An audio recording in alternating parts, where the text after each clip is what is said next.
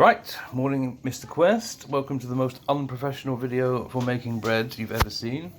This is a basic 500 gram flour mix. So it's got 500 grams flour, 10 grams of salt, a splash of oil, and that's 10 grams of fresh yeast, which you can get from Tesco if you ask nicely. They used to give it to you for nothing. Or you can use the instant dried stuff. I'm using the fresh just because it's the easiest stuff to get hold of at the moment.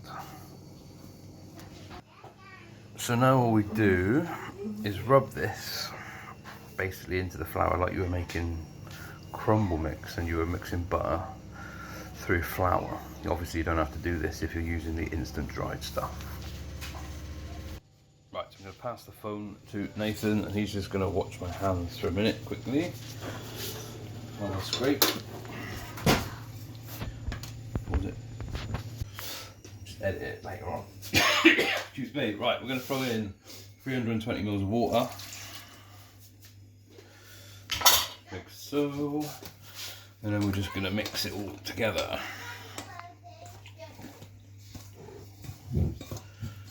To form a sticky paste.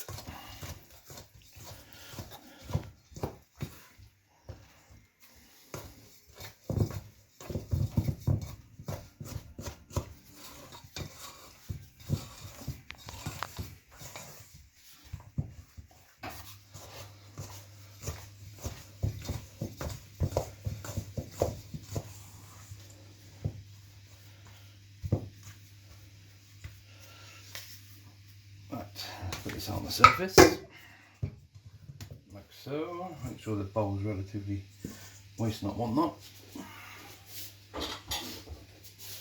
And then we're going to smash it up, basically. And you're just going to keep kneading it, and all you're doing is stretching the gluten in the flour and this horrible sticky mess will become a nice tight. Right, so basically all we're going to do is we're going to keep stretching it and moving it. You'll notice there's no extra flour on the work surface because then you're adding to the recipe and you'll dry your bread out. So you're just going to keep moving it and stretching it, and you can't really overdo this, but this will take about 10 minutes. So we'll come back after these words from our sponsors. Going. Okay. Right, so this is about the 5-minute stage, just to show you that it's becoming more elastic and stretchy. Now, in an ideal world, you want to be able to pull it to the point where it becomes stained glass without doing that, without tearing. So it's still not quite stretchy enough. So we will keep doing it, and by the time we've finished it won't stick to the surface. Have a little clean up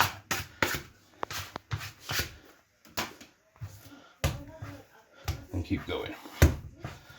See you again in 5 minutes. And go. Good, right, okay, so this is, I don't know, probably about 10 minutes. You'll notice it's very not sticky. You can do that, hands won't stick to it.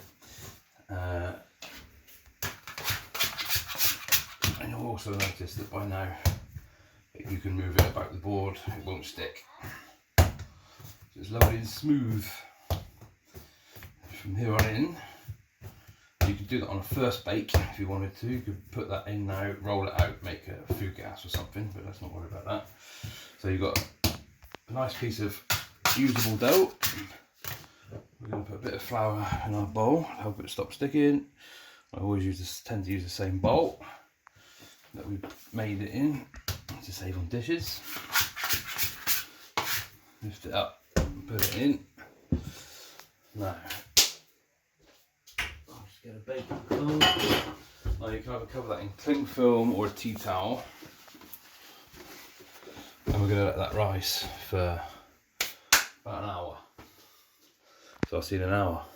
Okay, so we're starting part 2. This is for the shaping.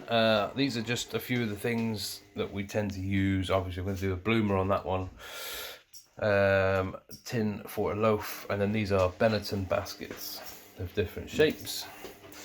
So it depends on what you want to use. You can use this mix, which is now doubled in size, and put it in any of these. But we'll do a bloomer loaf for today, seeing as that's what you made yesterday. Right, okay, so we are going to flour the surface lightly and tip out the bread. If you can see that you've got all the lovely strands of dough. And because we floured the bowl, as it pops. Right, so we are shaping for a bloomer on a just a bit of cooking oil or butter, a little bit of flour. That's now non-stick. So flatten them out, basically knocking some of the air back out.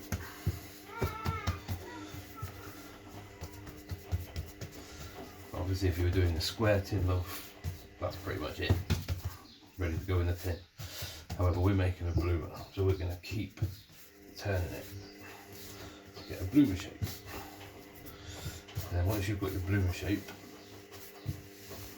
what you can do actually is just keep folding it over on itself, and then you're going to get a nice tight dough.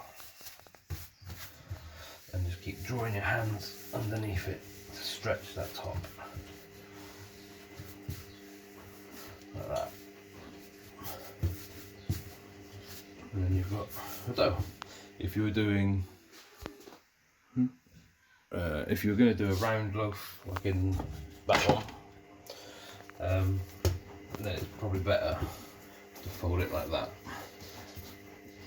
Keep your fingers in the middle, pull it over.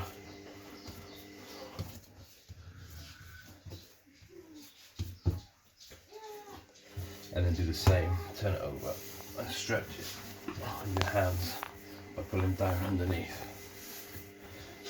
And then you've got a round one. That also works if you were doing like baps, for burger baps or whatnot.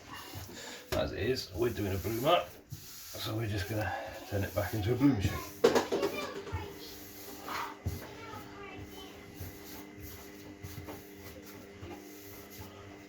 Like that.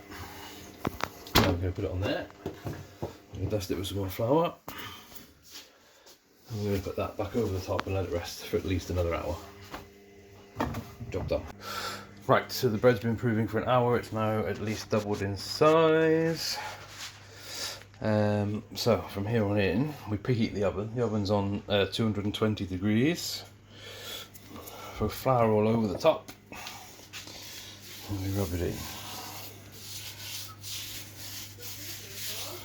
So I've done it. Sorry, Joe asking if she could help in the background. Right.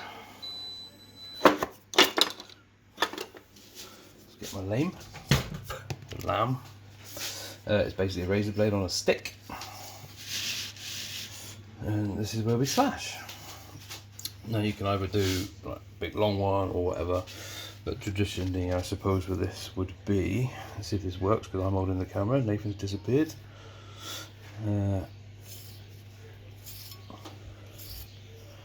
Just like that.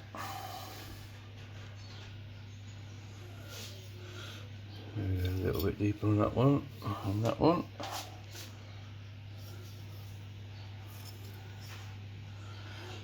Yeah, you see that starts to spread out. Okay, I've just got a little bit carried away with the scoring. If you haven't got a razor blade, you could use like a Stanley knife or something, or a really sharp kitchen knife or a serrated bread knife, something like that.